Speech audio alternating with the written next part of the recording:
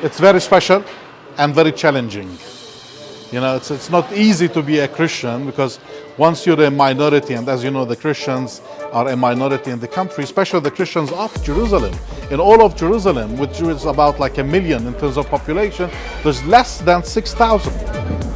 So it's Good Friday, and we're here in the old city of Jerusalem, and I mean, this is really where it all happened on Good Friday. By the way, when I say Good Friday, I mean for the Catholics and the Protestants, not for the Orthodox. It's going to happen in, I think, in another 5 weeks. But right here, I'm outside the Holy Sepulchre, and this is going to be where the procession ends. Now, I debated whether to do this live or to take video, but the old city is just full of so many pockets of having no service. And I knew that the live would go in and out. And anyway, if you're watching in America, you're now 7 hours behind. But here is this is the Holy Sepulchre. So what happens today is there's a procession along the Via Dolorosa, which is following the footsteps of Jesus on Good Friday from where he took the cross up to Golgotha to be crucified. And so many Christian denominations believe that that happened here inside the Holy Sepulchre. Here there's like a mass or something going on now. But what I'm going to do is trace the Via Dolorosa backwards to try to catch up with the procession, which I believe started about a half hour ago. Anyway, time's irrelevant if this isn't live. So let's go check it out. Walking now out of the Holy Sepulchre. Wow, I hope I could get back in. But there's checkpoints here.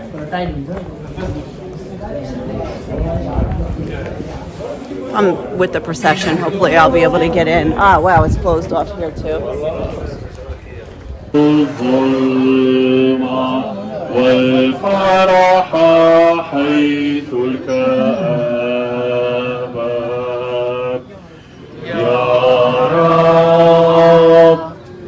استعمل لي لسلامك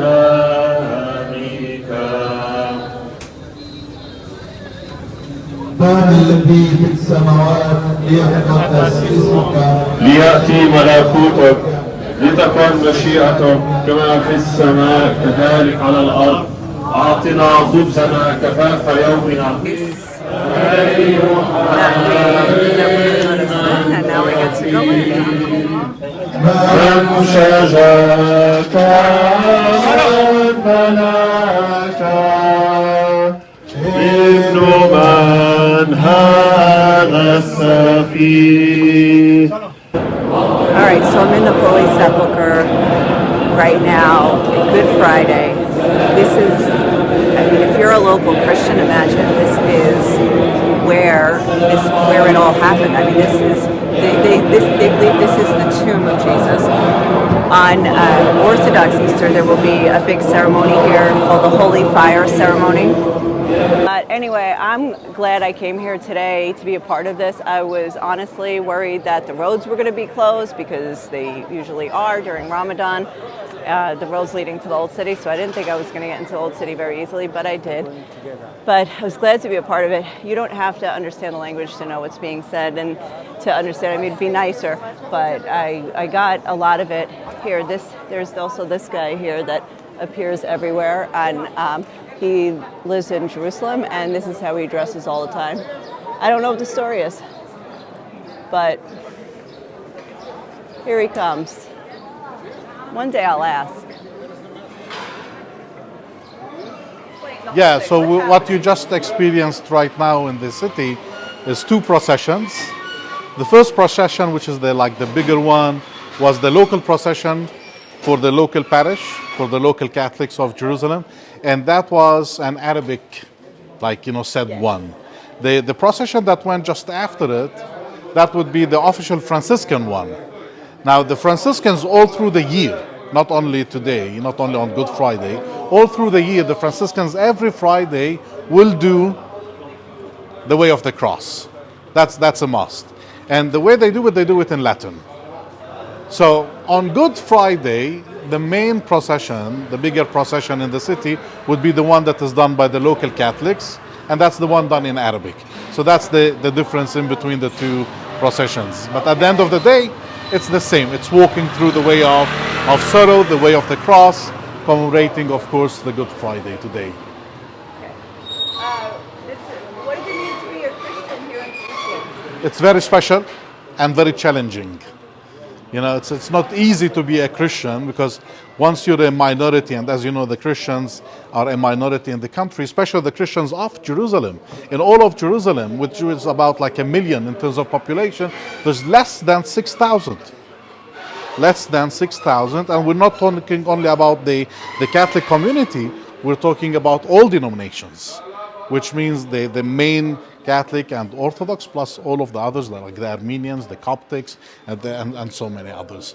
So 6,000 out of 1 million, that's always difficult. Oh my gosh. So it's like, regardless if you're Christian or not, once you're a minority, it's always difficult to survive. But at the same time, even though we're so little, yet you can feel our presence big time. You can feel our presence, because we're presenting so many different institutions. We're all over the city. We're not just in the old city. We're not just around the Church of the Holy Sepulchre. We're all over. Wherever you go in Jerusalem, you would always notice a Christian property or a Christian landmark. Don't forget, this is the place where Christianity started. So there's plenty, enormous number of Christian sites that is venerated every day in here, so and that's visible.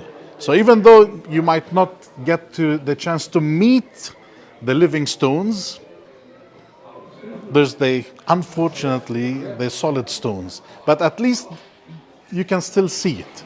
So which means it's not easy nowadays to meet the Christians, because they're so little, yet you can still feel their presence.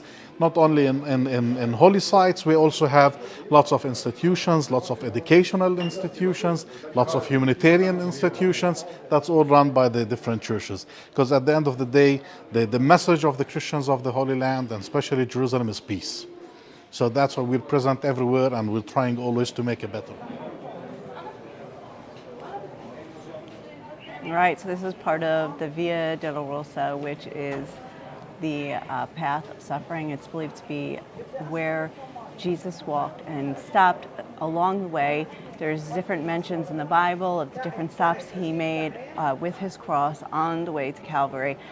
Now, it's funny, I just spoke with an Orthodox Christian, and I said, I grew up in the U.S. This for me, this is Easter weekend. And, slicha, excuse me. Yeah, you dropped your... There you go.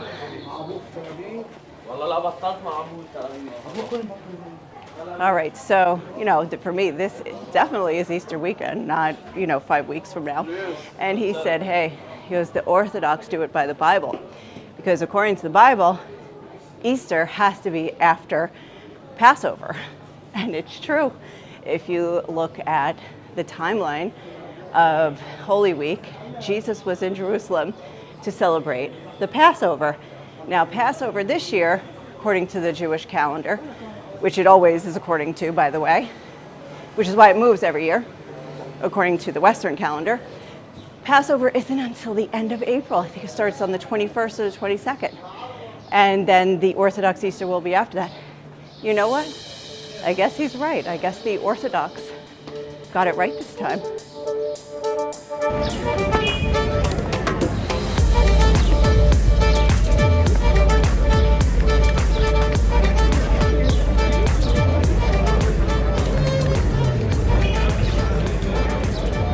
Look at this.